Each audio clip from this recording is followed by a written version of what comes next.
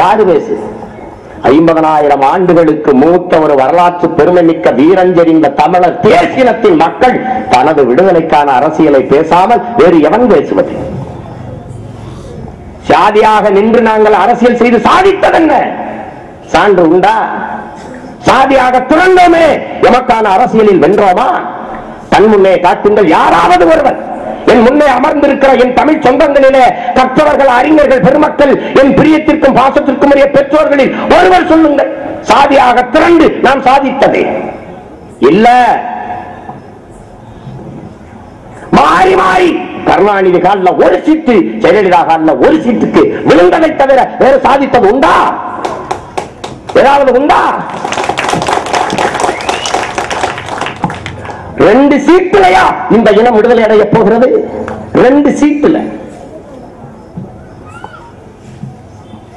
2 சீட்டுலையா? என் நாடு இது, எனது நாடு. நீங்க என்ன எனக்கு சீட்டு தர்றது? யாராவது கேட்டதுண்டா? என்னைக்காவது நாம் சிந்தித்ததுண்டா? ஏன் இந்த சிறுமை?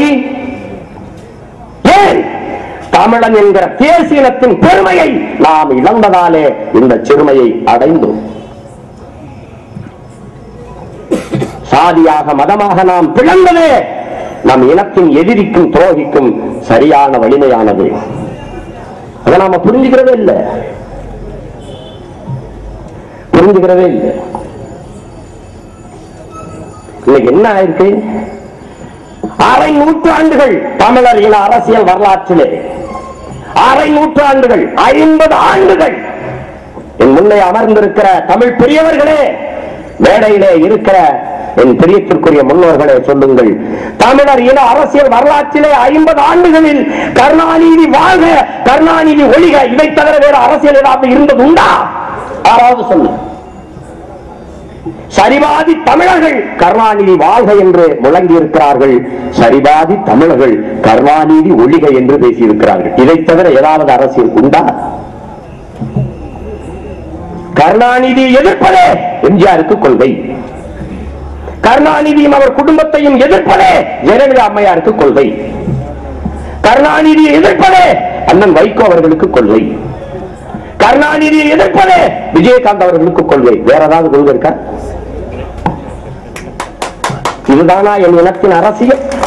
இதுதானா தமிழர் என்கிற தேசிய இனத்திற்கான அரசியல்? சொல்லுங்கள் என் அன்பு மக்களே, சிந்திச்சு பாருங்க. எது அரசியல்? என்ன நடக்குது அரசியல்? கேவலம் கட்ட பேசுறாங்க, ஈழத்தையே பேசிட்டு இருக்கிறாங்க. ஏண்டா, என் இனத்தின் விடுதலையை விட எனக்கு உன்னதமான லட்சியமான அரசியல் ஒன்று உண்டாடா?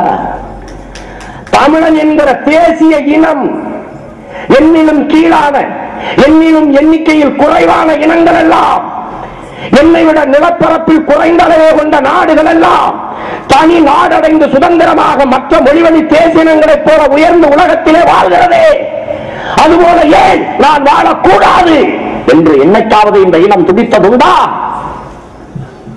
இந்த இனத்திலே துடித்த ஒரே தலைவன் என் அண்ணன் பிரபாகரன் மட்டும்தான்.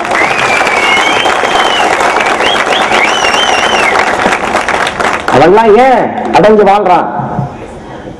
வெறும் 10 லட்சம் மக்களே கொண்ட கொசோவா, வெறும் 10 ஆண்டு கால விடுதலை போராட்டம்.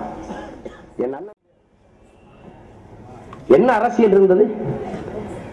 6.5 கோடி 7 கோடி தமிழர்கள் நிறைந்து தமிழர் தாய் நிலத்திலே வாழ்கிற நாட்டில் இருந்து கொண்டு வெறும் 1.5 கோடி சிங்கள, 1.5 கோடி நம்மளை அண்டி பிழைக்க வந்த, நக்கி பிழைக்க வந்த நாய் சிங்களன் நம்ம அக்காவையும் தங்கையும் அம்மனமா நிறுத்தி வச்சு அடிமைப்படுத்தி நிறுத்திருக்கிறான ஆத்திரவல்லையே. செத்து விழுந்த என் தங்கை இசைப்பிரியா இந்த மண்ணில் இருக்கிற ஒரு சாதியை சேர்ந்தவன் என்று இருந்தா விட்டுப்பானா? ஏன் அமைதியா இருந்தா? அவள் தமிழச்சியாக செத்து விழுந்தான், அதனால பேசாம இருந்தா. அது யாரோ நினைச்சுக்கிட்டு இருந்தான். இப்ப தெரியுதா சாதியா இருந்ததுனால என்ன சிக்கல்னு? ஜெயராம் அவர்கள், நடிகர் ஜெயராம் அவர்கள் ஒரு தொலைக்காட்சி நேர்காணல்ல என் வீட்டு வேலைக்காரி தடித்த கருத்த எருமை மாடு மாதிரி தோல் இருக்கிற தமிழச்சி என்று சொன்னார்.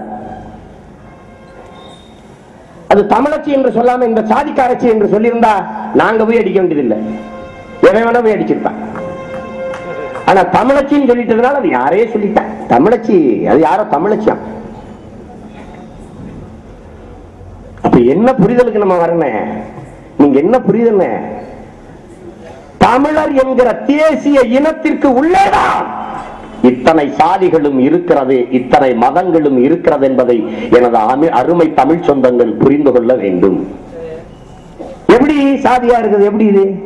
மலேசியாவில் நம்மை அடித்த போது அங்கே ஏடுகளும் நாடுகளும் சொன்னது தமிழர்கள் தாக்கப்பட்டார்கள் என்றுதான் பதிவு செய்தது. இந்த சாதியை சார்ந்த 10 பேர் தாக்கப்பட்டார், இந்த மதத்தை சார்ந்த 20 பேர் அடிக்கப்பட்டார் என்று சொல்லல.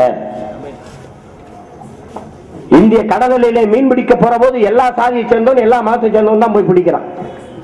ஆனா சுட்டு விழுந்த போது தமிழ் மீனவன் சுடப்பட்டான், தமிழ் மீனவன் தாக்கப்பட்டான் என்றுதான் ஏடுகளும் நாடுகளும் பேசுகிறதே, பதிவு செய்கிறதே ஒழிய இந்த சாதியை சேர்ந்தவன் தாக்கப்பட்டான், இந்த சாதி மீனவன் அடிக்கப்பட்டான் என்று எழுதல.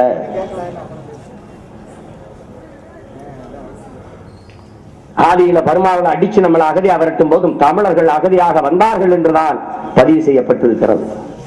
ஈழத்திலே இறுதிக்கட்ட யுத்தத்திலே 1,70,000 பேருக்கு மேல நம் இன உறவுகள், நம் ரத்த சொந்தங்கள் செத்து விழுந்த போது அத்தனை நாடுகளும் ஏடுகளும் பதிவு செய்தது தமிழீழ மண்ணில் தமிழர்கள் படுகொலை செய்யப்பட்டார்கள், கொன்றொழிக்கப்பட்டார்கள், அந்த மண்ணிலே வாழ முடியாத ஏதிலிகளாக புடம்பெயர்ந்தார்கள், இடம்பெயர்ந்தார்கள் என்றுதான் ஏடுகளும் நாடுகளும் பதிவு செய்ததை ஒழிய இந்த சாதியைச் சேர்ந்த 10 பேர், இந்த மதத்தைச் சேர்ந்த 20 பேர் செத்தார்கள் என்று எந்த ஏடும் எந்த தொலைக்காட்சியும் செய்திகளை பதிவு செய்யவில்லை, வாசிக்கவில்லை.